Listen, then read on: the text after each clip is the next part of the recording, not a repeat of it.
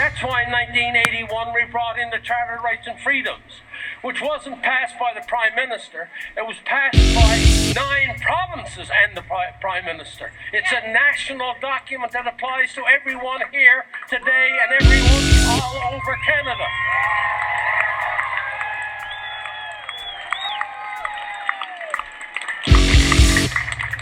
So understand, except for the creation of the country in 1867, the Charter of Rights and Freedoms is by far the most important document in the history of our country since we were a country. It is the most important one because it applies to you and me equally.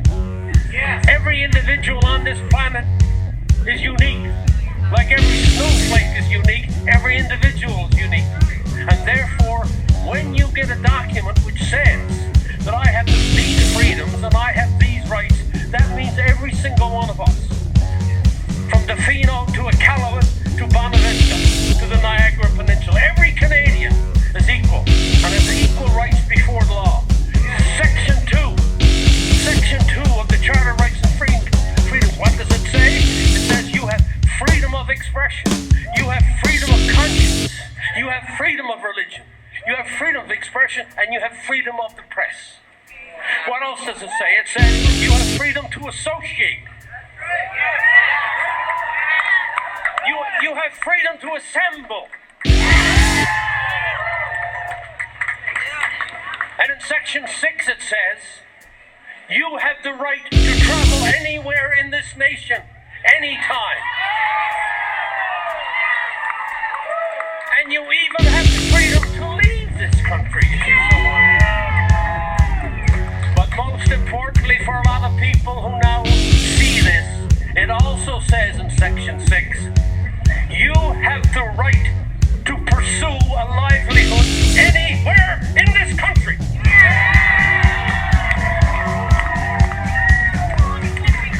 You have the right to pursue a livelihood anywhere in this country, and they are taking jobs away, inside the government and outside the government, and threatening others of their jobs. And then number 7 says, section 7 says, you have the right, listen to this one, to life, liberty, as Dr. Legassi talked about, and Dr. Hoff talked about.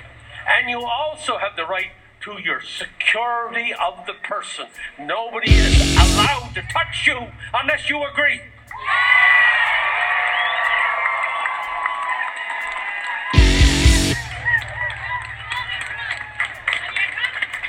And then section 15 says, to top it all off, we weren't satisfied with those 3. We topped it off by saying every person in Canada is equal before the law.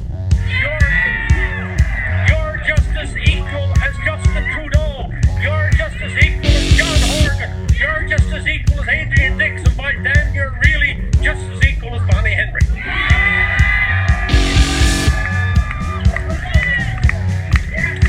You don't have to take a back seat to anybody.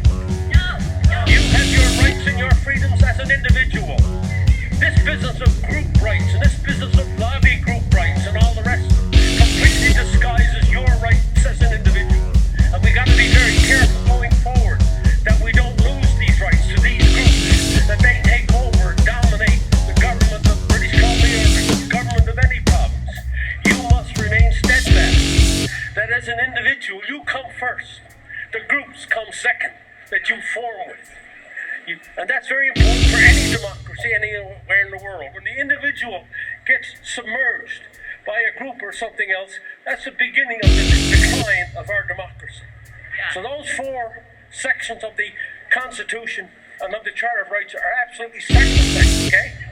And then we've got people out there who are trying to say to me and to others, I don't know if they think we don't know the difference, that somehow Section 1 of the Constitution, that Section 1 forgives the government.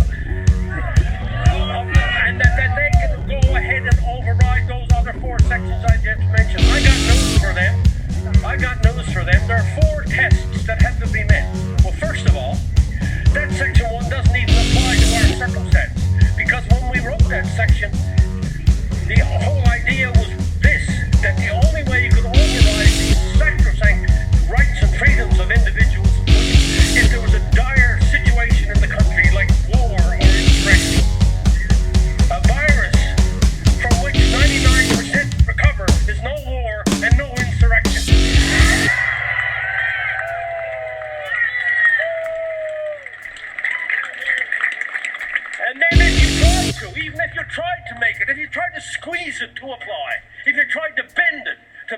try to apply to this circumstance, what did you have to do? You had to do four things. You had to do four things. Number one, justify? No, that wasn't heavy enough. Demonstrably justify what you're doing. Demonstrably justify what you're doing. Okay? Okay, is that all? No. You have to demonstrably justify that by law. Yes. That meant a new law, not the existing laws that they're using. New circumstance means new law. Where's the new law? They never went to the Parliament. They never went to the Provincial Assembly to get a new law. They tried to use the existing law. They skirted around the Charter of Rights and Freedoms by law. Number three, using reasonable limits. And number four, you had to do all of those other three. But remember, it had to be done in a way that was consistent with a free and democratic society. What they're doing is not consistent with any free or democratic society. It's more consistent with a totalitarian society. So don't be fooled by those who try to tell you that somehow you can skirt around the Charter of Rights and Freedoms. I was there, I helped write the damn thing, and they're wrong, and we're right.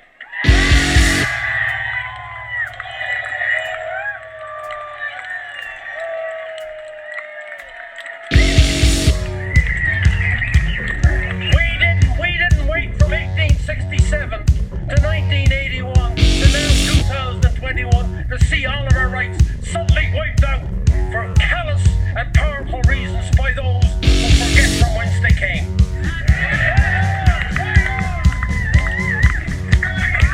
Ours is a country worth fighting for. Listen to me, I was 7 years old before I became a Canadian. I wasn't born a Canadian, but I can tell you right now, I'm a Canadian now, and I want to defend what we've had and what we know we can continue to have in this country.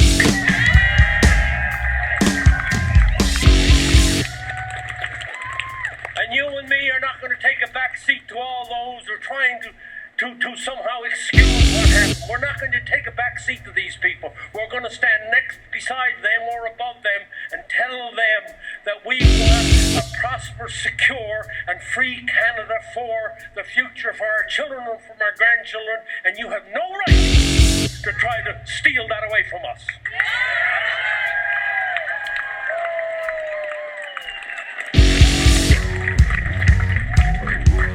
From Tofino to Iqaluit to Bonavista to Niagara Peninsula, we must become united as Canadians, as free Canadians, understanding our history, understanding the history of our planet, and put that all in context